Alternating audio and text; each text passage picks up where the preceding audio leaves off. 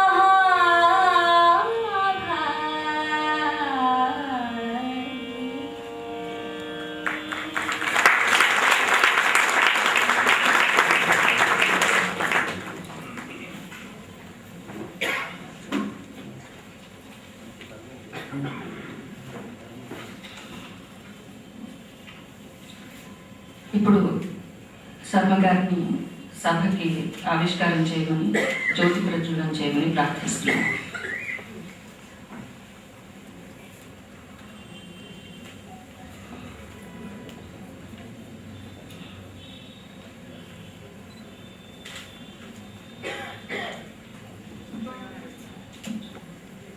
శ్రీ బాలకృష్ణ ప్రసాద్ గారిని కూడా వేదికపై రావాల్సిందిగా కోరుకుంటున్నాను.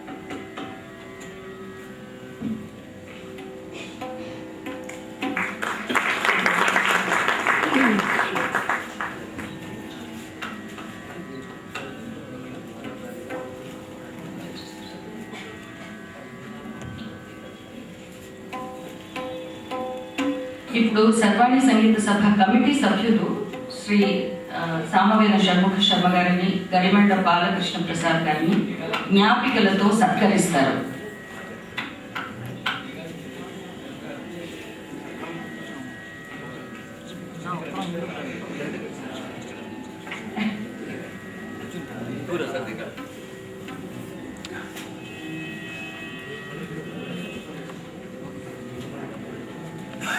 సరే ఇంకేది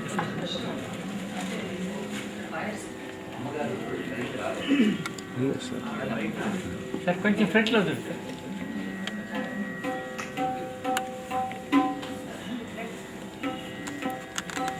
కొంచెం ఫ్రెండ్లే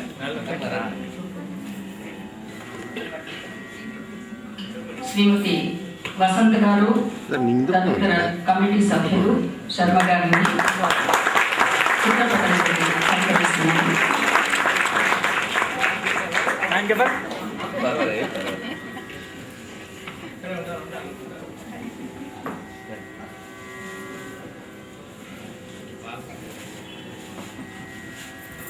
మరపురాని ఈ సాయంకాలానికి ఈ జ్ఞాపిక ఒక చిన్న జ్ఞాపిక. ఇది మనకు అసలు యాక్చువల్గా జ్ఞాపకం చేయాల్సిన అవసరమే లేకపోయినా ఇది వివాసు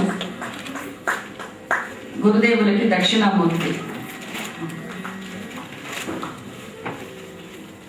ఇప్పుడు శ్రీ ఊరా కుటుంబం వారి తరఫుని శ్రీమన్నారాయణ గారు పవిత్రాలతోటి షణ్ముఖ శర్మ గారిని గరిమెళ్ళ బాలకృష్ణ ప్రసాద్ గారిని సత్కరిస్తారు.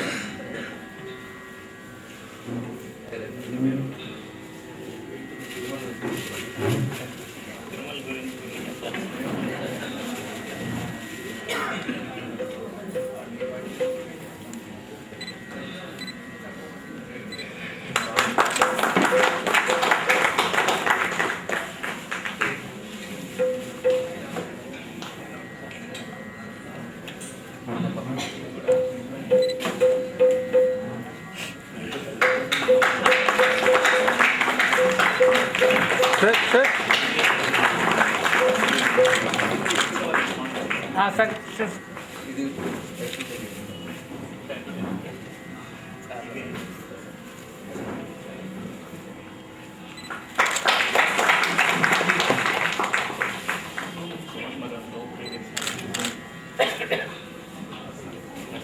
సంగీతము సాహిత్యము సరస్వతీదేవికి రెండు అంశాలు కనుక ఒకే శాలువతోటి సత్కరించడం ఎంతో సబబుగా ఉంది. పాటల పుస్తకాలు ఎప్పట్లాగే ప్రేక్షకుల సౌలభ్యానికి ముద్రించబడి వెనకాతలే ఉంచాము. ఈ పుస్తకాలు వెనకాతల కుర్చీలో కూర్చున్న వాళ్ళ దగ్గర పెడతాము. దయచేసి మీరు ఆ పుస్తకాలు తీసుకుని మీరు కూడా ఆ పాటలు పాడుకోవడానికి ఇది ఎంతో సులభంగాను ఎంతో ఉపయోగకరంగాను ఉంటుంది. కానీ ఇటువంటి సత్కార్యం చేయటానికి శ్రమ తర్వాత డబ్బు రెండు కూడా అవసరమే. కనుక మీకు తోచినటువంటి ఏదో ఒక మూల్యం మీరు అక్కడ ఉంచినటువంటి డబ్బాల్లో గుప్తంగా మీరు ఉంచితే అది మేము భవిష్యత్తులో కూడా ఇదే విధంగా ఈ సత్కార్యాలు చేయడానికి ఎంతగానో దోహదం చేస్తుంది. తర్వాత సర్వాణి సంగీత సభ 25 ఏళ్లుగా సంగీత కళని పోషిస్తూ కళాకారుని ప్రోత్సహిస్తూ ఎన్నెన్నో కార్యక్రమాలు కొనసాగిస్తోందంటే దాని వెనక ఎందరో సహృదయులు చేసిన విరాళాలు, వాళ్ళు చూపిన ఆసక్తి ఇవన్నీ కూడా ముఖ్య కారణాలు. కనుక మీకు తోచినట్టుగా మీరు కూడా ఈ కార్యక్రమాలని ఎంకరేజ్ చేయమని ప్రార్థిస్తున్నాము. ఋషిపీఠం సాంవత్సరిక చందాలు కూడా ఇక్కడ అంగీకరించబడతాయి.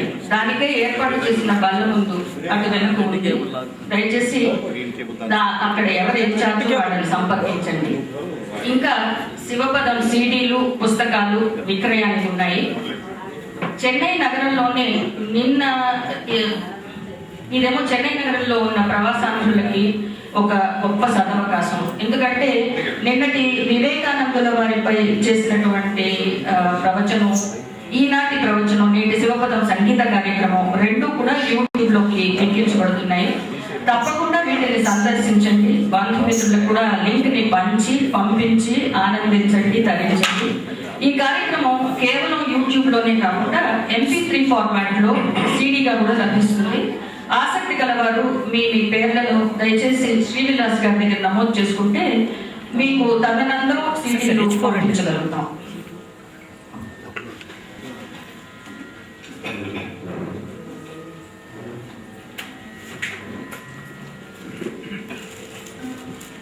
అంతరాయ తిమిరోపశాంతయే శాంతపావనమచింత్య వైభవం తం నరం వపుషి కుంజరం ముఖే మన్మహే కిమపి తుందిలం మహః.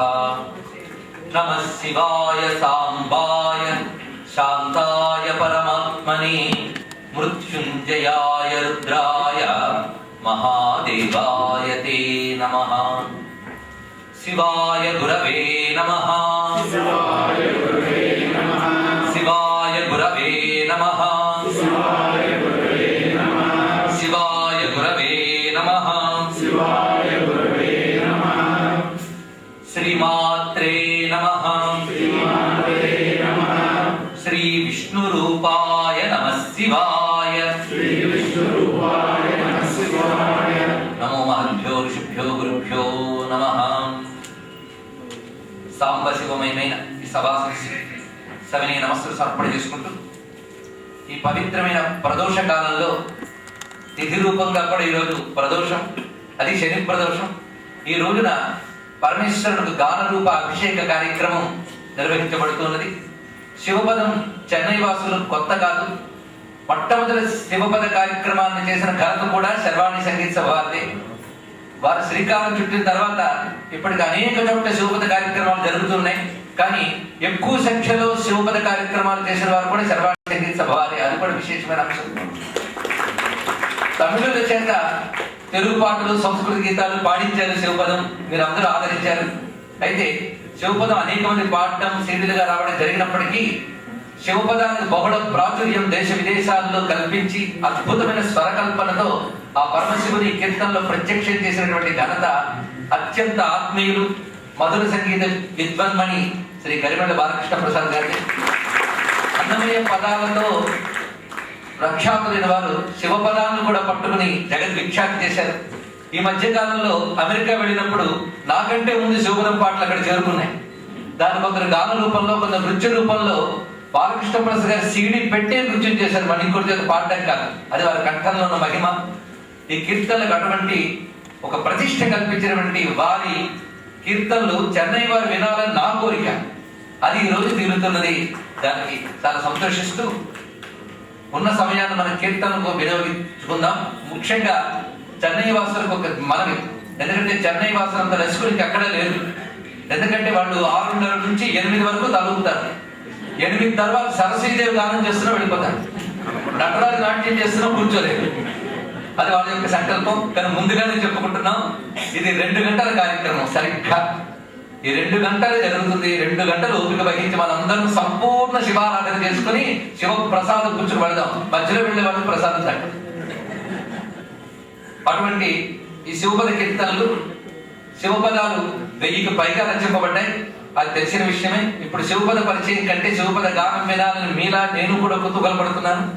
వ్యాఖ్యానం వీలైనంత తక్కువ చేసుకుని పాటలు ఎక్కువ వినాలని నా తాపత్రయం. మొదటి పాట శివ పంచాక్షరి మంత్రాన్ని ఆవిష్కరించేటువంటి గీతం. మీ చేతికి పుస్తకాలు కూడా అందించారు ఇక్కడ నిర్వాహకులు.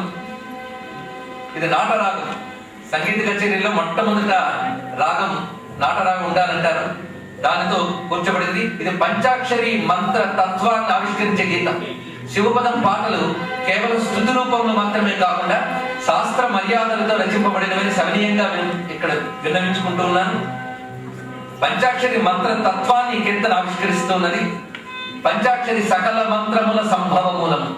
సృష్టికి పూర్వం పరమేశ్వరుడు శబ్ద బ్రహ్మముగా ఓంకారముగా వ్యక్తమయ్యాడని, ఆ ఓంకారంలో అకార, ఉకార, మకార, నాద, బిందు అనే తత్వములే నమ శివాయ అనే అక్షరములుగా వచ్చాయి. దాని తర్వాత వేదాది శాస్త్రములు వచ్చాయి. వేదములు అంటేనే సప్తకోటి మహామంత్రములు. అది సప్తకోటి మహామంత్రములకు మూలమైనటువంటి ప్రణవం పంచాక్షరిగా విచ్చుకుంది కనుక సకల మంత్రముల సంభవ మూలము. పైగా ఓంకారాన్ని సూక్ష్మ ప్రణవము అంటారు, పంచాక్షరిని స్థూల ప్రణవము అంటారు. ఇది మోక్షకారకం కనుక తారకం, అందుకే ప్రణవము తారకము. నమస్తారాయ నమ శంభవే చ మయో భవే చ నమ శంకరాయ చ మహేశ్వరాయ చ నమ శివాయ చ శివతరాయ చ అని తారాయ అని తారకమును పరిచయం చేశారు. అంతేకాదు సృష్ట్యాది యందు బ్రహ్మదేవునికి శివుడు స్వయంగా 5 ముఖాలతో ఈ మంత్రాలను ఉపదేశించాట. కనుకనే పంచభూత తత్వాలతో కూడుకున్న సృష్టికి ప్రథమంగా ఈ మంత్రం ఇచ్చాడంటే విశ్వవిజ్ఞానానికి సంబంధించిన సూత్రం ఏదో ఈ మంత్రంలో ఉన్నది. అలా బ్రహ్మకి ఉండేటువంటి మంత్రం ఇది. ఈ 5 అక్షరాల నుంచే 50 అక్షరాలు ఉత్పన్నమయ్యాయి. అది అక్షర రాశికి ఆది మూలం. ఇది ఈ రహస్యం తెలుగు వాళ్ళకి తెలుసు. అందుకే విద్యాభ్యాసం చేసేటప్పుడు అక్షరాభ్యాసంలో మొట్టమొదటి పంచాక్షరి దిద్దుకుంటారు. అంతేకాదు ఘన ఋషి తప్ప ముల్ల కన్న బడ్డు నది ఇది వివిధ ఛందముల వెలుగు మంత్రం ఇది అని 2 వాక్యములు చివరి చరణంలో వస్తాయి. ఘన ఋషి తపముల అంటే 5 అక్షరాలని 5 ఋషులు దర్శించారట. గౌతమ, అత్రి, విశ్వామిత్ర, అంగిర, భరద్వాజ అన్న 5 ఋషులు ఇందులో 5 అక్షరాలని తపస్సుతో దర్శించారు. సమిష్టిగా ఈ మంత్ర దృష్ట వామదేవ ఋషి. ఇక ఇందులో 5 ఛందస్సులు దాగి ఉన్నాయి. పంచాక్షరులు ప్రధానంగా 5 కలిపితే పంక్తి ఛందస్సు. పంక్తి అంటే వరుస. 5 మంత్రముల వరుస, ఛందస్సుల వరుస ఇందులో ఉంది. అది గాయత్రి, త్రిష్టుప్పు, అనుష్టుప్పు, బృహతి, విరాట్. ఈ 5 ఛందస్సులు ఉన్నాయి. ఇదంతా పంచాక్షరి ఆగమ విశేషాలు. అది ఈ కీర్తనలో మనకు కనబడుతున్నాయి. ఈ కీర్తన ద్వారా విందాం. నాటరాగంలో పంచాక్షరి మహిమ నాటుకునేటట్టు ఇప్పుడు గానం చేయబోతున్నారు గర్భిణి వారు.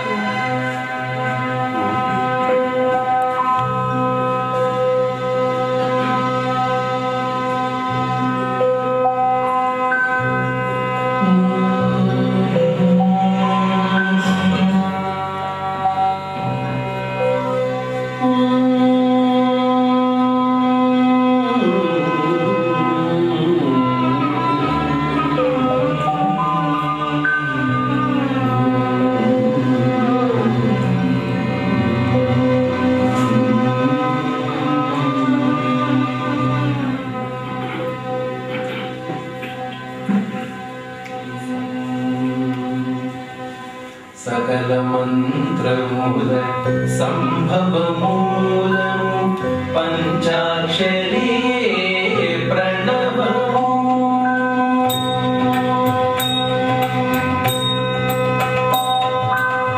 సకల మంత్రమూల సంభవమూలము పంచాక్షరీ ప్రణవము.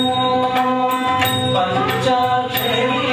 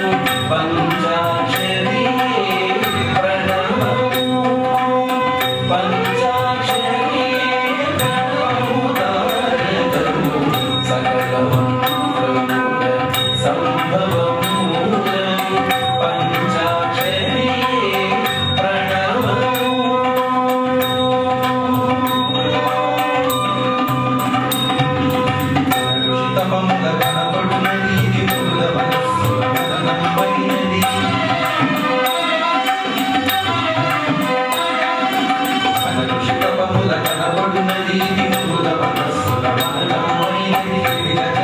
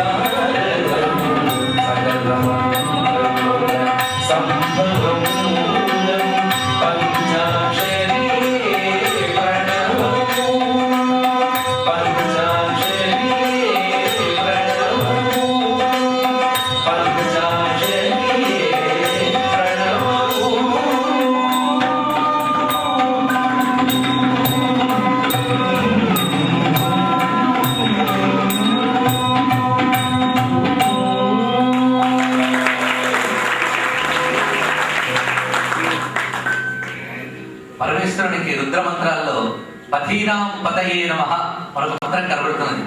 అంటే మార్గముల్లో ప్రభువుగా ఉన్నటువంటి వాడు అని. దీనికి మార్గబంధు అని స్వామి మరొక పేరు. మన చిత్తూరు దగ్గర తమిళనాడులో విరించిపురంలో మార్గ సహాయేశ్వరుడు అని శివాలయం కూడా ఉన్నది. ఒక తోవలో మనం వెళ్ళేటప్పుడు ఏ ప్రమాదం వచ్చిందో మనకు తెలియదు. ముఖ్యంగా మలుపు తిరిగేటప్పుడు కూడా మనకి దగ్గరుంటూ అడుగడుగునా మనల్ని కాపాడడానికి ఉండవలసిన తోడు అవసరం. అందుకు తోవల్లో తోడుగా ఉండడానికి భగవంతుడిని నమస్కరించి వెళితే అడుగడుగున ఆయన రక్షిస్తాడు. తోవలు ఎన్ని రకాలు ఉంటాయో రుద్రం చెప్పిందండి. రథ్యాయచ ఒక చోట, పథ్యాయచ ఇంకో చోట, కాట్యాయచ నీప్యాయచ ఇలా మంత్రములు కనబడుతున్నాయి. అంటే కొన్ని ముళ్ళ త్రోవలు, కొన్ని కేవలం అడుగుకు మాత్రమే సరిపోయే త్రోవలు ఉంటాయి, కొన్ని అద్భుతమైనటువంటి రాచబాటలు, కొన్ని గాలి బాటలు, కొన్ని అసలు ఏమున్నాయో తెలియనటువంటి అంతుపట్టని బాటలు. ఏ బాట అయినప్పటికీ కూడా మార్గబంధువు మన వెంట ఉండి ధైర్యంగా అడుగు వేస్తే అన్ని మలపులలో ఆయన తోడుండి రక్షిస్తాడు. ఇది శాస్త్రం చెప్తున్నటువంటి అంశం. అయితే ఈ మలపులన్నీ మనకు రోడ్ల గురించి చెప్పడం కాదు, మన బతుకు తెరువులు అన్ని కూడా. మన బ్రతుకు, మన ఆలోచన, ఇవన్నీ మార్గాలు. ఈ ఆలోచన మార్గాలు ఒకప్పుడు వంకరగా పోతుంటాయి, ఒకప్పుడు సూటిగా పోతుంటాయి, ఒకప్పుడు అంతుపట్టవు, తెన్ను దారి కనబడదు. అలాంటి స్థితిలో ఆ ఆలోచనల దారులని, మన బ్రతుకు దారుల్ని మలచి కాపాడేటటువంటి ఆ మార్గబంధువుని ఈ కీర్తనతో స్తుతిస్తున్నాం. మీ దగ్గర ఉన్న పుస్తకాల్లో 11వ పేజీలో కీర్తన ఉన్నది. ఇది మొదట తెలుగు మాటలు బాగా ఉన్నాయి, తెలుగు వారు ఎక్కువ మంది ఉన్నారు కనుక అర్థం కాదేమన్న బాధ. మలపు మలపులలోన మలసిన తోడున్న మలపట్టి దొరనాదు మన్నీడవు.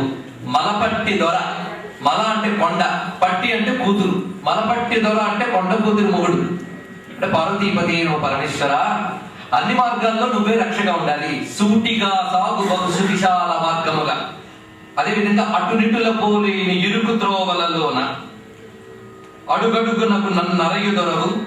అడుసు త్రోవలు అంటే బొలతో ఉన్న త్రోవలు, అసలు ఏ త్రోవ తోచి ఉండని సమయంలో త్రోవలు నువ్వే ఇచ్చి రక్షిస్తావయ్యా అని ఆ పథీనాం పతయే నమః అనేటువంటి రుద్ర భావానికి గీత రూపం ఇప్పుడు గానం చేయబడుతున్నది. ఇది బాలకృష్ణ ప్రసాద్ గారు ఒక అరుదైన రాగంతో స్వరపరిచారు, వరము అనేటువంటి రాగంలో. చిత్రం ఏంటంటే కీర్తన చూడగానే వారి హృదయం స్పందించి పలికేటువంటి ప్రతి రాగము అది ఆ కీర్తన భావానికి సరిగ్గా సరిపోతుంటుంది. అంటే రచన చేస్తూ చేసిన తపస్సు నాదైతే, స్వరకల్పన వారిది మహాతపస్సు చేసి దీన్ని ఆవిష్కరించారు అనుకుంటూ ఈ మార్గబంధువుని దర్శిద్దాం.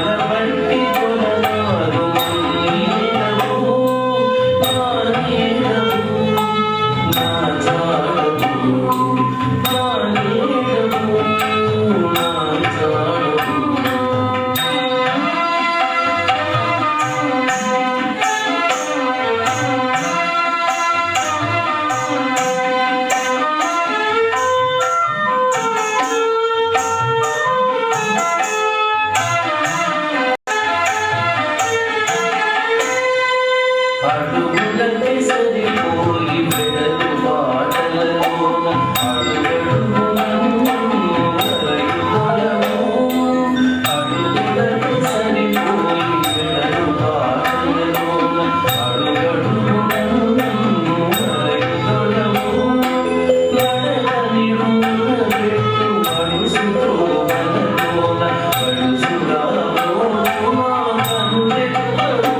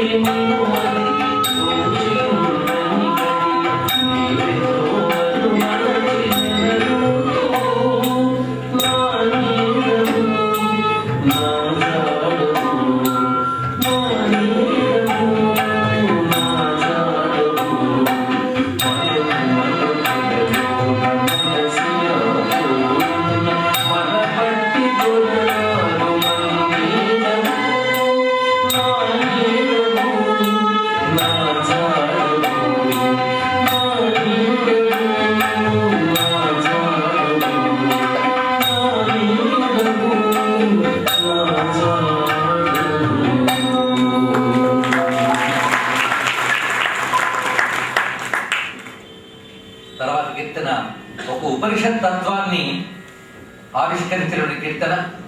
ఉపనిషత్ తత్వ ప్రతిపాద్యుడు పరమేశ్వరుడు. అందుకే మాండుక్యోపనిషత్తులో కూడా ప్రపంచోపశమం శాంతం శివం అద్వైతం అనే శబ్దం మనకు కనబడుతున్నది. ఉపనిషత్తుల్ని ఒక గోవుగా మనం భావించినట్లయితే ఆ గోవు పొదుగు నుండి వచ్చిన పాలే శివతత్వం. అందుకు ఉపనిషత్ సారభూతమైన శివతత్వాన్ని ఆవిష్కరించే కీర్తన ఉన్నది నీ ఒక్కడవే. ఇది ఏకం సత్ విప్రా బౌధావృందం ఏకం సత్ ఏకం అద్వితీయం బ్రహ్మ సచ్చిదానందం అని ఏదైతే చెప్పబడుతుందో ఆ తత్వాన్ని ఆవిష్కరిస్తూ ఉన్నది నీ ఒక్కడవే. అది భక్తుడికి మాత్రమే కాదు, సత్యం అది. నాకున్నది నీ ఒక్కడవే అని భక్తుడు అన్నప్పటికీ ఉన్నది పరమాత్మయే. మరి సృష్టిలో అన్నీ కనబడుతున్నాయి, అంతా కనబడుతున్నాయి. అన్నీగా అంతాగా కూడా ఉన్నవాడు పరమాత్మయే. అన్నీ అంతా అన్న చిన్న భేదం ఉందండి. కెరటాలు బోరుడు మనం సముద్రంలో చూసినప్పుడు అన్ని కెరటాలు కలిపి ఒకే సముద్రం అంటాం. కెరటాలను దృష్టి విడిచిపెడితే సముద్రం అంతా కలిపి ఒకటే జలం అంటాం. కానీ నిజానికి కెరటాలుగా అనంత సముద్రముగా ఉన్నది ఒకే తత్వం, అదే పరమేశ్వర తత్వం. అదే అన్నియు నీవై అంతయు నీవై అని. ఇది సర్వశాస్త్రములు పరిశోధించి పరిశీలించి మహర్షులు తేల్చిన తత్వం. అయితే పరిశోధించాలంటే ఒక్కసారి సరిపోతుంది.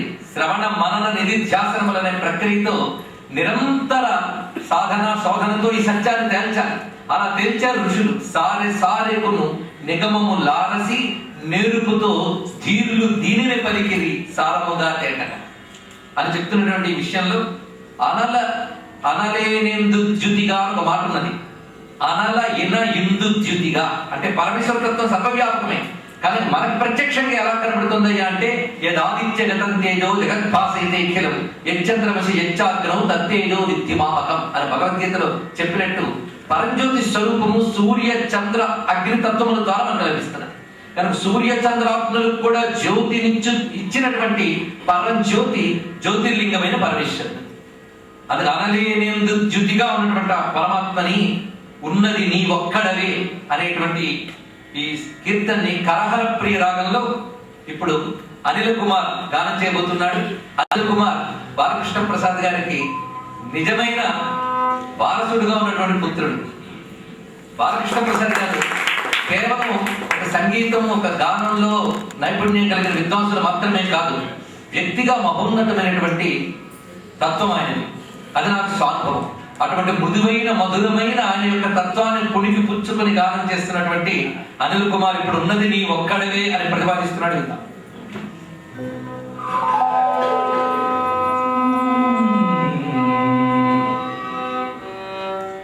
ఉన్నది నీ ఒక్కడవే ఉమానాథ, ఉన్నది నీ ఒక్కడవే ఉమానాథ, నాకున్నది నీ ఒక్కడవే ఉమానాథ, ఉన్నది నీ ఒక్కడవే ఉమానాథ, నాకున్నది నీ ఒక్కడవే ఉమానాథ,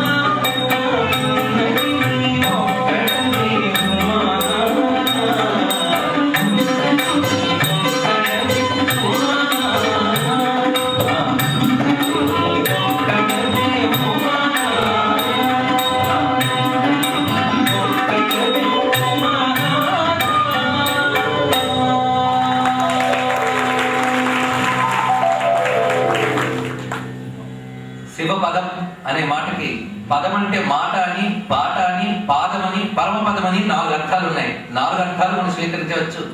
ఇప్పుడు కీర్తనలో శివుని పాద పద్మాన్ని కీర్తించే పాదం ఇది. శివుని పాదం అనగానే మామూలు పాదం కాదండి, ఊరికే అడుగులు వేసి నడిచే పాదం కాదండి, నాట్యం చేసే చరణం అని. స్వామి పాదాల్లో 2 పాదాలకి 2 లక్షణాలు ఉన్నాయట.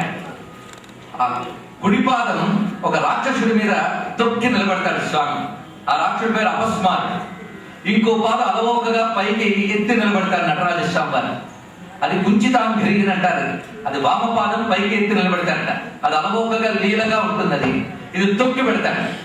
ఈ తొక్కి పెట్టేటప్పుడు ఆయన ఆ అజ్ఞానాన్ని, భండత్వాన్ని, అసురత్వాన్ని తొక్కి పెడుతున్నాడు.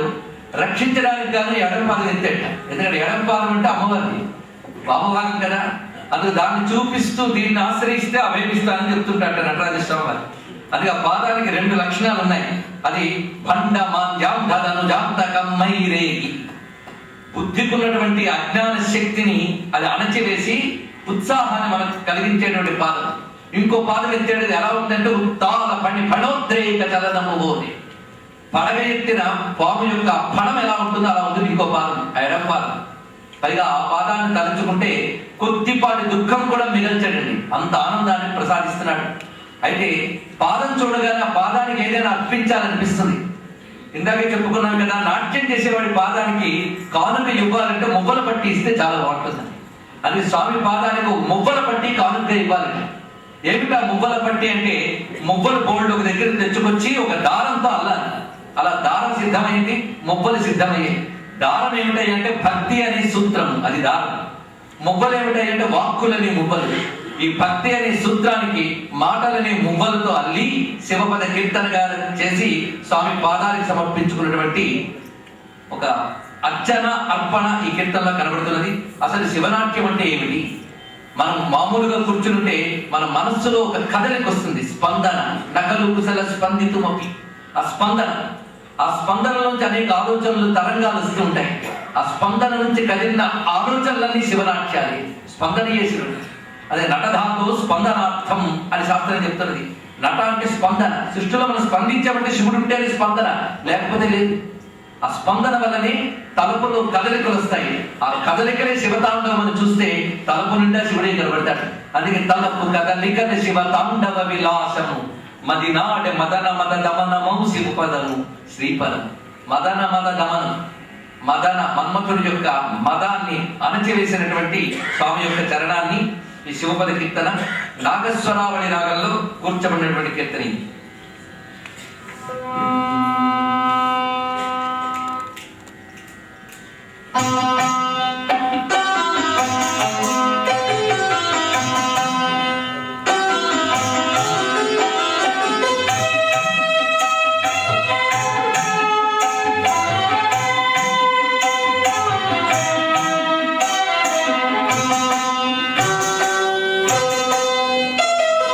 తలపు కదలికల శివ తాండవ విలాసము,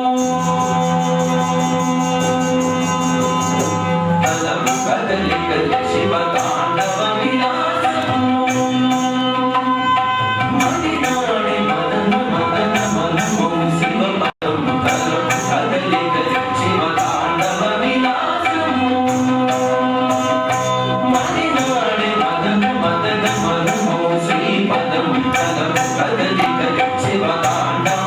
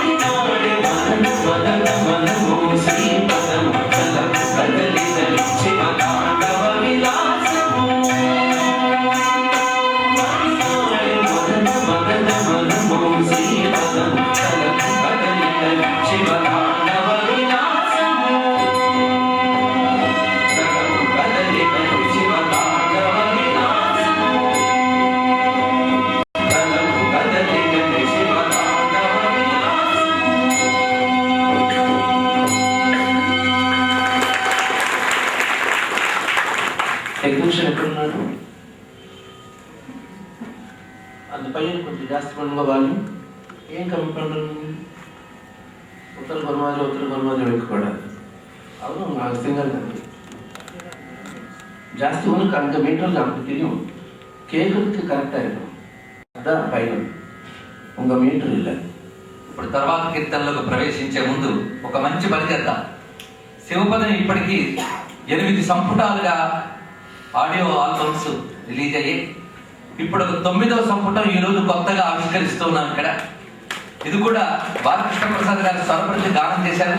వారితో సహగానంగా కొన్ని గీతాలు పాడినటువంటి వారు మా అనిల్ కుమారు, అదేవిధంగా బుల్లెమ్మ గారు అనేటువంటి ఒక గాయనిమణి. అది ఇప్పుడు ఆవిష్కరిస్తున్నాం. శివపదం ప్రధాన నామమైన ఏసీడీ కాసీడీ వేరు పేర్లు పెట్టుకుంటున్నాం. ఇప్పటికి నమశివాయ, నటేశ్వరాయ, శివజ్యోతి, అదేవిధంగా వచ్చినటువంటి కైలాస యంత్రము ఇవి విడుదలయ్యాయి. ఎక్కువ సీడీలు బాలకృష్ణ ప్రసాద్ గారు స్వరపరిచిన వచ్చాయి. దాంట్లో ఇప్పుడు శివశృతి అనే పేరుతో కొత్త ఆల్బమ్ రిలీజ్ కాబోతున్నది. దానిలో మొదటి పాట ఇప్పుడు పాడబోయే పాట. కానీ ముందు ఆవిష్కరణ చేద్దాం. ఈ ఆవిష్కరణ ఈరోజు ఈ సీడీని ఆవిష్కరించవలసిందిగా న్యూయార్క్ నగరంలో ఉంటూ శృంగేరి జగద్గురువులకి, శృంగేరి పీఠానికి మహాభక్తులైనటువంటి శ్రీమతి శారదా చిట్యాల గారిని ఒక్కసారి వేదిక మీదకి రావాల్సిందిగా కోరుకుంటున్నాను. ఆవిడ సంస్కారం మాకు తెలుసు. జగద్గురువుల అనుగ్రహం పొందినటువంటి శారదాదేవి భక్తురాల తల్లి. ఆమె నుంచి ఆవిష్కరించవలసిందిగా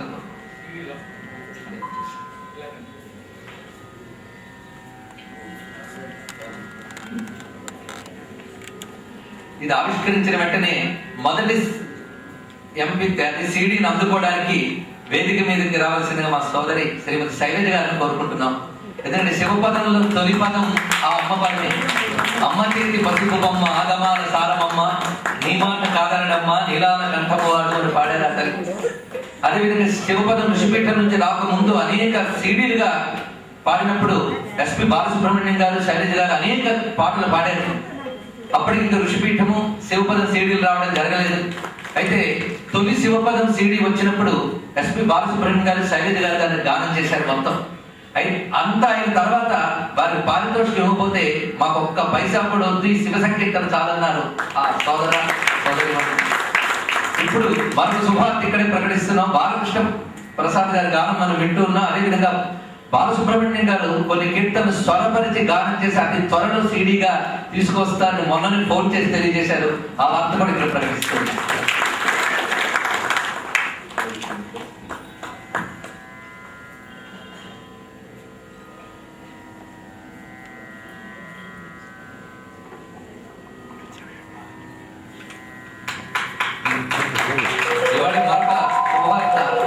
బాలమురళీకృష్ణ గారు శివపదం సంకీర్తన స్వరపరిచి గానం చేస్తాను ఒక మాట ఇవాళ అన్నారు. అది కూడా ఆనందకరమే.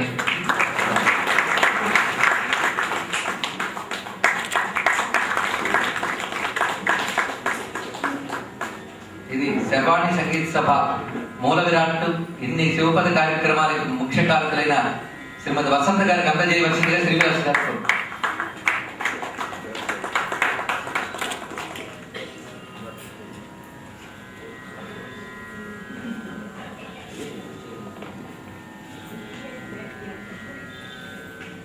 ఇప్పుడు ఇందులో మొదటి పాట, ఈ సీడీలో మొదటి పాట ఇప్పుడు పాడబోతున్నారు. ఇది మీ చేతిలో ఉన్న పుస్తకాల్లో 10వ పేజీ. ఇది శివనామానికి నమస్కారం చేసేటువంటి కీర్తన. శివనామం ఒక అమ్మగా భావన చేస్తూ, అమ్మా నిన్ను నేను శరణు వేడాను, నువ్వే నాకు దిక్కు అని శివనామాన్ని ఆశ్రయించడం. ఇందులో కూడా కొన్ని శాస్త్ర మర్యాదలు చాలా ఉన్నాయి. ముఖ్యంగా భగవన్ నామం, భగవన్ మంత్రం పలికేటప్పుడు ఎలాంటి భావంతో పలకాలి అనేది మొదటి చరణంలో రచింపబడింది. మనం ఏ మాట పలికినప్పటికీ కూడా అది లోపల దైవీ శక్తి ప్రేరణతోనే జరుగుతుంది.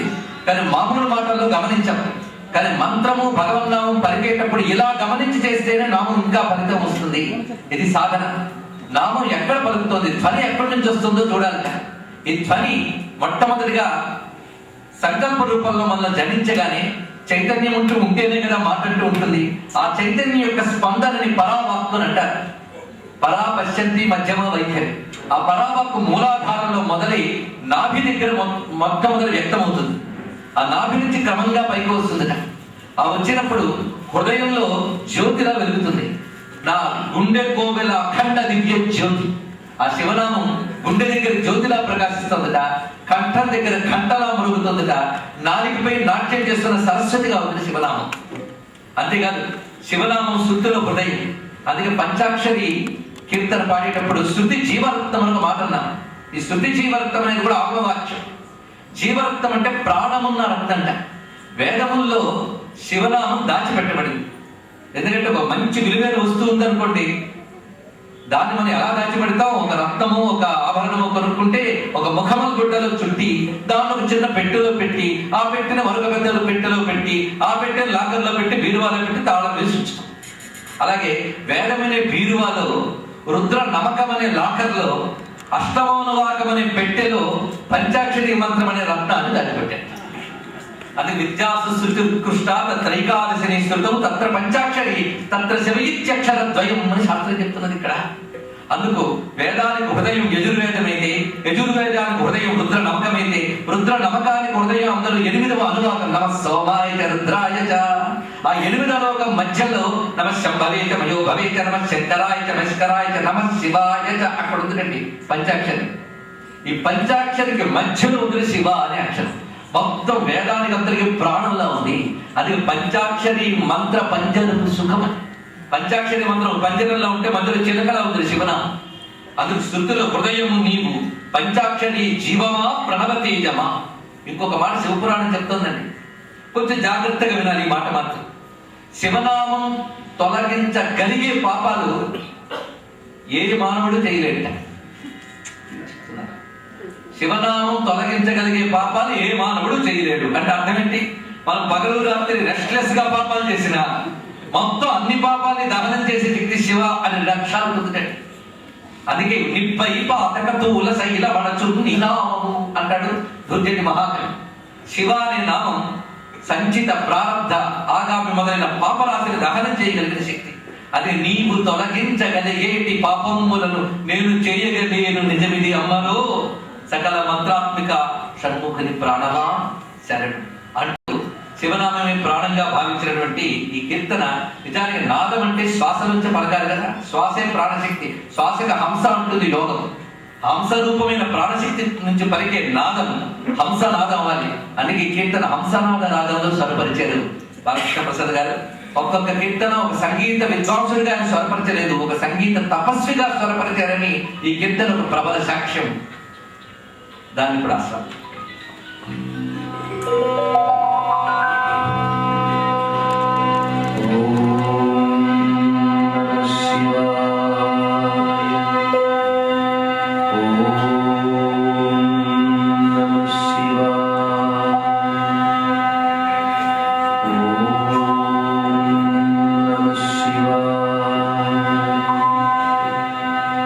శివనామమా